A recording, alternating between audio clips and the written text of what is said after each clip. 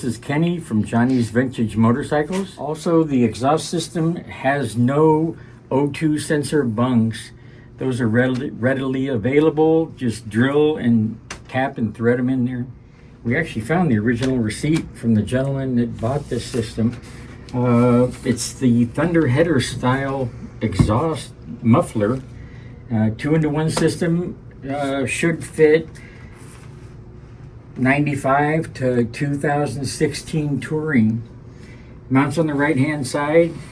There's a small bit of chrome coming off right about here, and a small scratch back here which I can't even find right now. But other than that, yeah, there it is. But other than that, this is a real nice system. Don't know how loud it is. Obviously it's never been mounted, so we haven't heard it. But like I said, here's the original receipt. It shows him paying $549.46.